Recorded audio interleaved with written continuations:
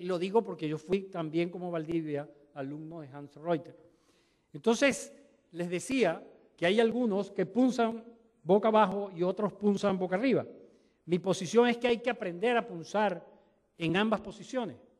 Hay posiciones que son fundamentales para resolver un problema. Por ejemplo, en este caso donde hay cálculos múltiples a nivel de uréter y de riñón, es necesario punzar en una posición de José Gabriel, en decúbito dorsal, para poder simultáneamente tener acceso al uréter y también poder realizar un abordaje anterior percutáneo. Pero hay otras posiciones y otras indicaciones formales. En un paciente obeso como este, colocar a este paciente en decúbito ventral va a suponer compresión de vena cava y seguro que vamos a tener una hipotensión importante intraoperatoria. De ahí que este paciente es necesario punzarlo en decúbito dorsal. Pero hay patologías, por ejemplo, muy complejas, como en el hecho de tener litiasis asociados a riñones pélvicos, a malformaciones. Muchas veces es necesario asociar procedimientos laparoscópicos. O sea, es una endurología que está siendo regulada o asistida por un procedimiento laparoscópico, como en este paciente. Y es necesario entonces aprender a punzar en cualquier posición. Lo importante es saber punzar. De allí que mi insistencia en la punción. Quizás aquellos que punzan regularmente boca abajo, es importante este detalle. Colocar, y es un truco bien importante para evitar el colon. El colon se va a desplazar hacia arriba y hacia ustedes en caso de que no coloquen estas almohadillas cuando están en decúbito ventral. Y la mayoría de las complicaciones de heridas de colon durante una percutánea sucede porque no tienen esta previsión que es muy sencilla. El colon se va a venir hacia abajo si ustedes colocan una almohadilla por debajo del reborde costal y otra a nivel de la cresta ilíaca. Y es un truco bien importante. Pero nosotros vamos a transitar a través del parénquima renal, tenemos que pasar por su papila, tenemos que atravesar el infundíbulo, llegar hasta la pelvis y alcanzar el cálculo deseado. Ese trayecto, para realizar ese trayecto, es necesario abordar por el centro de la papila. Es decir, realizar una punción transpapilar, que además es fundamental para prevenir las complicaciones. Vean que esta es la zona menos irrigada del riñón. Punzar a través de la papila es una de las grandes reglas de oro de la cirugía percutánea. Pero uno dirá, bueno, pero eso se dice, pero no es siempre fácil de hacer. Es muy fácil de hacer. Esta técnica, y tengo que decirlo, es mía, es quizás el aporte que yo he hecho a la cirugía percutánea, y es la técnica de los 90 grados. Y es una punción 100% segura, es matemática, se basa en el ángulo recto. Y nosotros podemos comenzar utilizando esta técnica, proyectando las cavidades excretoras y sobre todo aquel cáliz que queremos punzar, proyectándolo hacia la piel en proyecciones antero-posterior y laterales radiológicas. En el sitio donde se cruzan esas proyecciones, después que en 0 grados tomaste la antero-posterior y luego en 90 grados tomaste la lateral, en el sitio donde se cruzan es la bisectriz. Ese es el mejor sitio de punción en la piel. Y luego, continuando de esa manera alternativa, avanzamos, ya establecimos el punto de punción en la piel y luego avanzamos hacia el cáliz, en posición antero-posterior con movimientos hacia la cabeza y a los pies. Y cuando lo vemos en lateral, avanzamos moviendo la aguja hacia el techo y hacia el piso. Se lo repito, colocamos el paciente boca abajo, introducimos la aguja en el sitio ideal de punción, buscamos el cáliz en AP con movimientos hacia la cabeza, rectificando la aguja hacia la cabeza y hacia los pies. Y después que ya lo tenemos ubicado en antero-posterior, pasamos a 90 grados el arco en C y hacemos la proyección lateral. Y ahí rectificamos, ahora moviendo la aguja, que ya la tenemos ubicada en la correcta dirección, ahora obtenemos la profundidad con movimientos hacia el techo o hacia los pies. Véanlo en este video. ahí en posiciones alternativas, antero, posterior, estamos corrigiendo la aguja.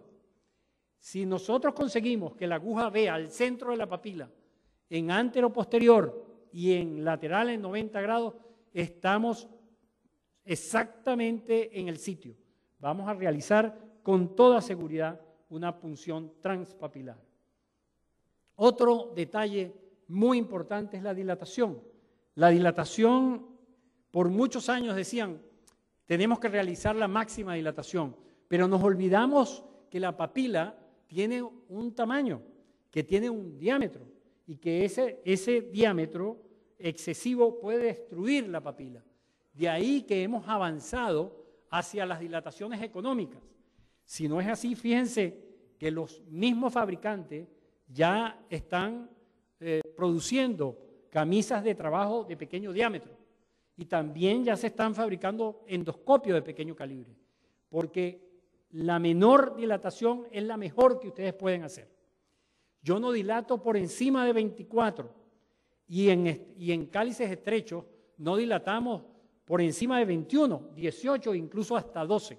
O sea, no debemos caer en aquel principio que hay que dilatar hasta 30. Eso lo que va a traer como consecuencia es desgarros infundibulares y mayores sangramientos intra y postoperatorios. La otra cosa es, fíjense, cómo los dilatadores lo hemos colocado de una forma gradual. Los dilatadores mayores lo hemos dejado en el cáliz, solamente hemos avanzado los delgados. Esta dilatación secuencial es de gran utilidad, sobre todo cuando estamos en presencia de cálculos coraliformes, donde ustedes van a encontrar unos infundíbulos escleroatróficos. En esas condiciones, dilatar a través de esos infundíbulos lo vamos a poner a sangrar. De allí que debemos los dilatadores delgados avanzarlos hasta el cáliz superior, donde colocamos normalmente la guía. Los de intermedio tamaño los dejamos a nivel de la pelvis y los más gruesos los dejamos a nivel del cáliz. ¿Para qué realizar una dilatación hasta arriba? No es necesario. Luego, esto es importante en la prevención de las complicaciones. En materia de litotricia, ¿qué tenemos de novedoso? Bueno, el ultrasonido ha sido quizás el más antiguo y el primer método de litotricia. Esto por años lo hemos utilizado. Hoy día sigue siendo de utilidad el ultrasonido y realiza fundamentalmente una pulverización.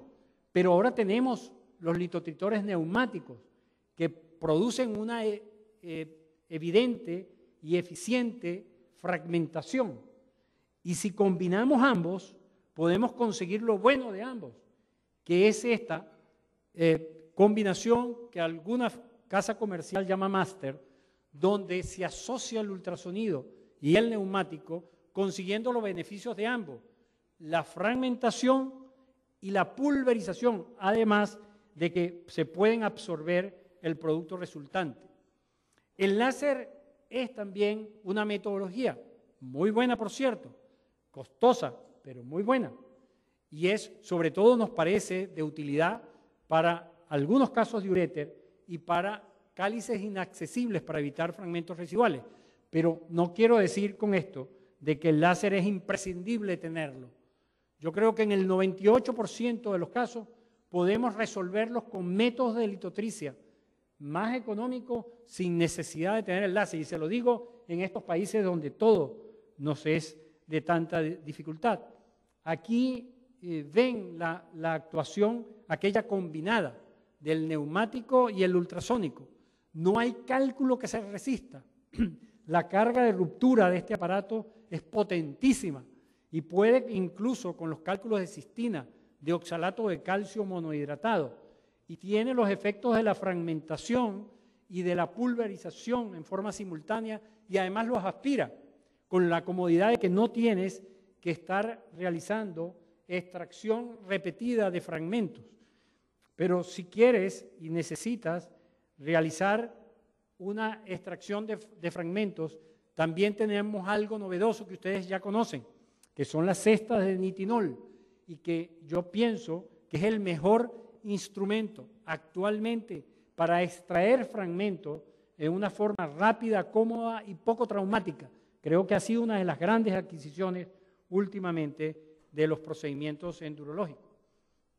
Pero hay situaciones difíciles donde el tracto se puede perder fácilmente. Por ejemplo, aquellos que punzan en decúbito dorsal mosca, ojo, porque es muy fácil la pérdida del tracto. También cuando tienen cálculos muy grandes como estos, o tienen que realizar tantas punciones que parecen un espagueti el paciente.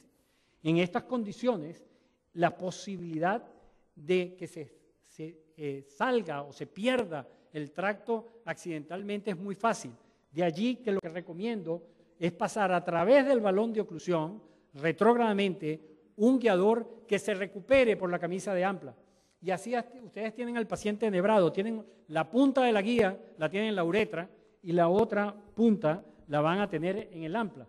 Es decir, el asistente le pasó el guiador y ustedes lo están recuperando a través de la camisa de trabajo. Esto le da gran seguridad, sobre todo en estos tipos de casos complejos.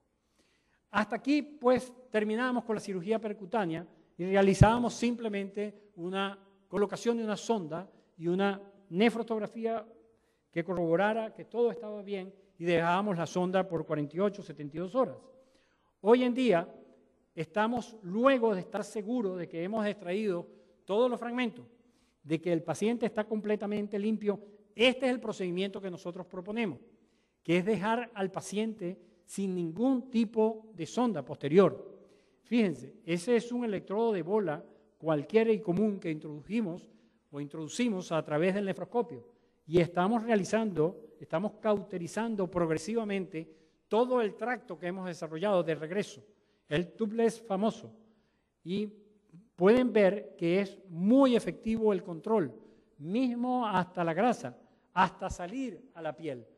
De allí que este es el procedimiento de rutina que utilizamos actualmente y lo podemos utilizar incluso en tractos múltiples y es muy conveniente porque el paciente se siente psicológicamente y físicamente libre de cualquier drenaje.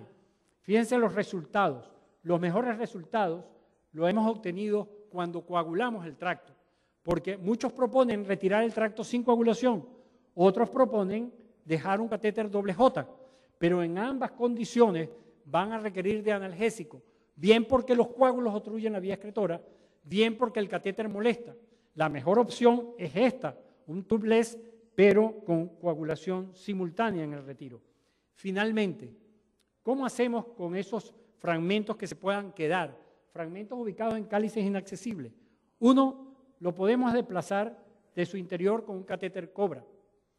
Otro, podemos utilizar las cestas de nitinola ciegas, que les decían que eran poco traumáticas.